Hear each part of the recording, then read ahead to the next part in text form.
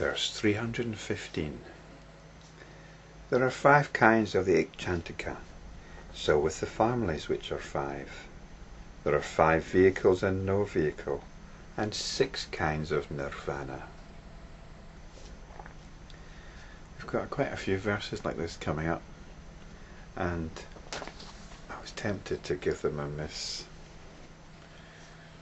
This seems like the discriminating mind gone berserk with all these numbered factors.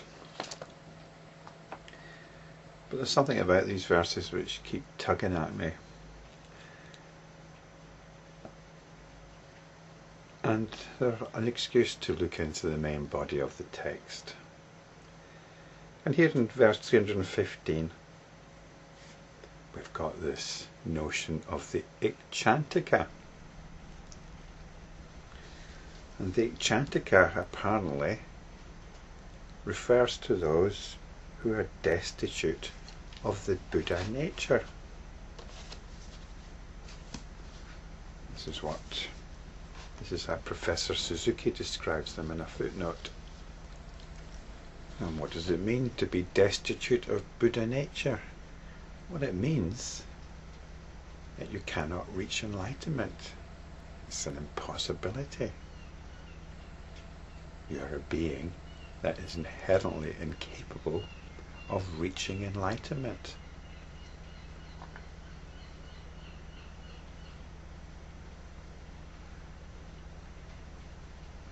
Which is going to make it a bit difficult for the Bodhisattva who's foregoing enlightenment until all other beings are liberated.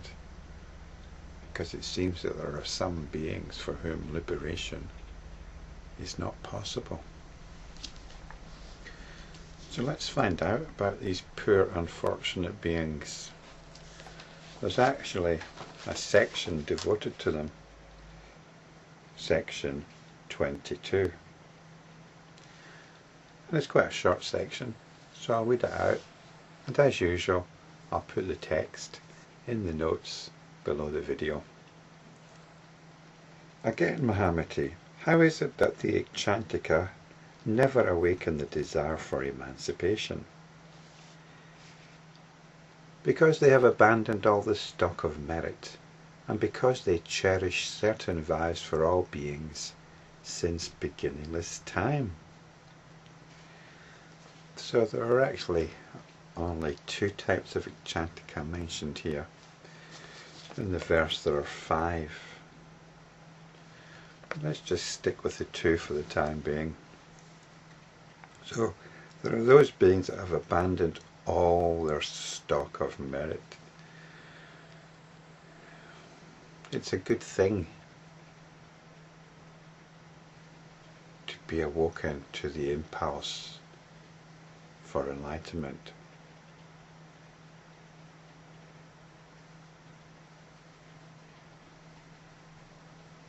But it seems that you must build up a certain potential for this, and some beings simply haven't. So that's one kind of Icchantika, and the other is that they cherish certain vows for all beings since beginningless time. It sounds familiar. Anyway, the Buddha then goes into this in more detail. What is meant by abandoning all the stock of merit?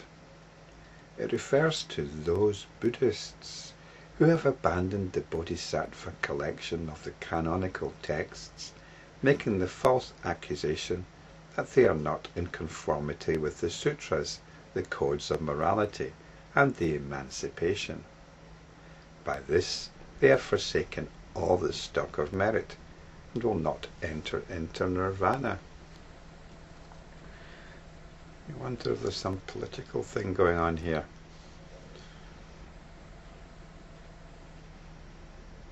You'll get traditional Buddhists who don't want anything to do with the so-called Mahayana teachings, for reasons given here, that they're not in conformity with the sutras, the codes of morality, and the emancipation. In other words, the Bodhisattva doesn't fit in with expectations. this isn't just something that Buddhists are guilty of. It's quite extraordinary how people judge their gurus.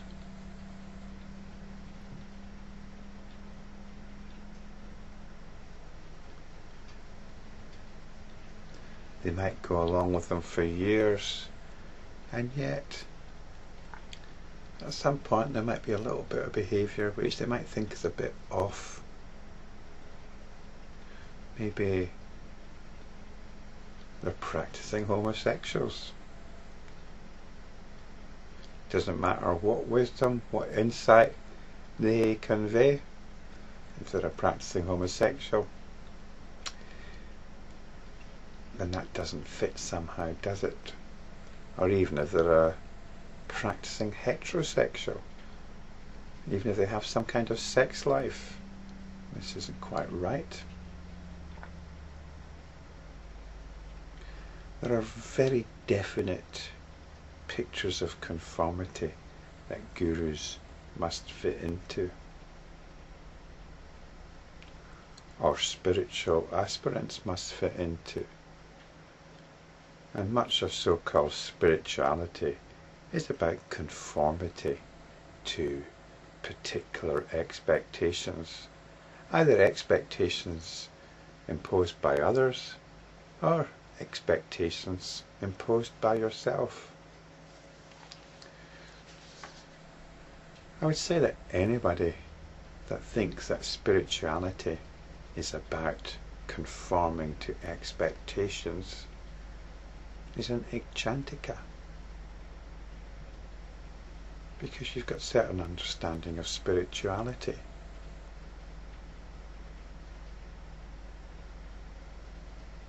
This understanding about spirituality, any particular understanding about spirituality, is going to block spirituality. So this is a bit of a shock, isn't it? That the Icchantika, those bereft of Buddha nature, are actually Buddhists.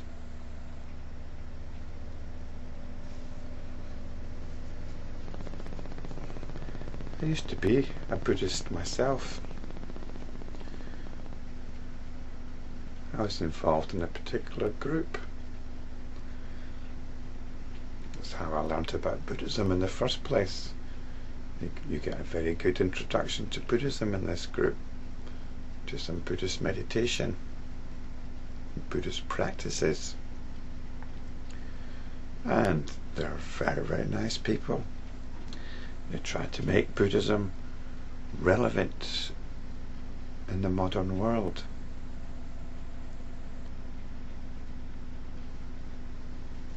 They work to try and make things better, teaching people meditation, but also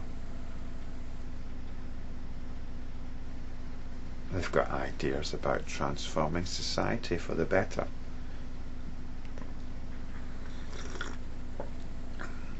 They're very wonderful people, stressing friendship and positive values. And it's a great thing to be part of.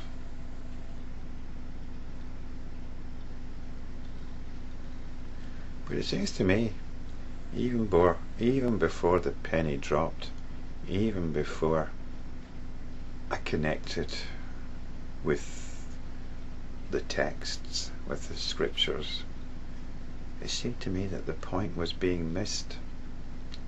That point being enlightenment. There were so many other things to be concerned with within this group that enlightenment didn't seem to be on the horizon. It wasn't something that anybody seemed to take particularly seriously.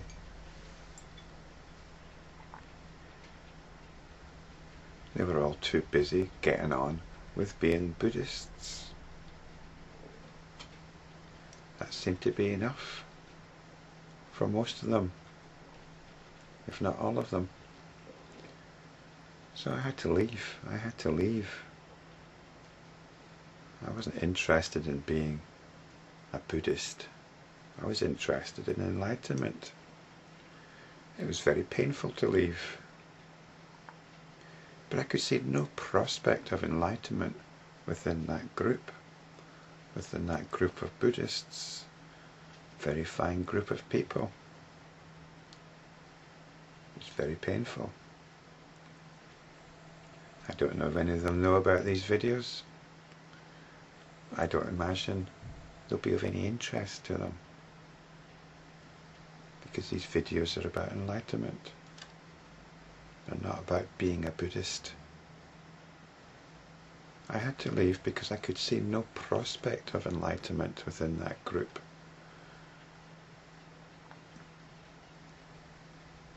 They might as well be Icchantikas.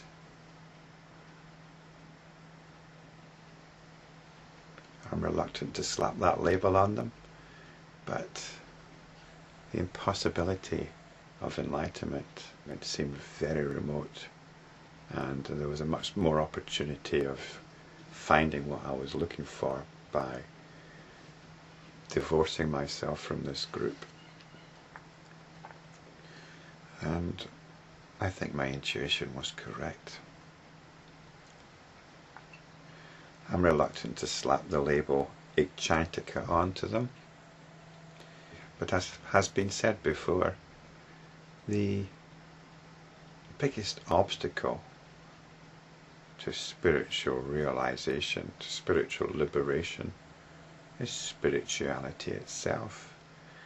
And according to this text itself, it's the Buddhists themselves who've abandoned their stock of merit and are therefore destitute of the Buddha nature. So that's one kind of Icchantika, the Buddhists themselves. Now here's the other kind of Icchantika. Secondly, again, Mahamati. There are Bodhisattva-Mahasattvas who, on account of their original vows made for all beings, saying, so long as they do not attain Nirvana, I will not attain it myself, keep themselves away from Nirvana. This Mahamati is the reason of their not entering into Nirvana, and because of this they go on the way of the Icchantika. So, shock of shocks. The second type of Icchantika is the Bodhisattva himself. The Bodhisattva is destitute of Buddha nature. How can this be? Not only those that criticize the Bodhisattva are Icchantikas, but the Bodhisattva himself is an Icchantika, because he's explicitly stated he's taken a vow not to enter Nirvana until all beings are liberated. There's a curious contradiction between this vow of the Bodhisattva and the initial experience of the Buddha, of the newly enlightened Gautama. When the Buddha first achieved full realization, he wasn't going to teach. He thought this teaching is too subtle, too profound. Who's going to get it? So that was the story of the Buddha. And then we've got the story of this Bodhisattva who's gone in the complete opposite direction, who believes that all beings are capable of liberation. They're two opposite extremes, aren't they? How do we reconcile this? The Buddha, on the one hand, reluctant to teach because there are so few that are going to get it, and the Bodhisattva, who makes the ultimate sacrifice in the belief that all beings can be liberated.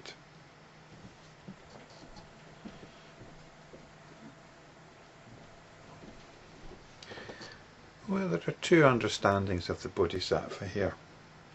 And I spoke about one of them way back in video 3, the Bodhisattva-Mahasattva. And this is the enlightenment practitioner.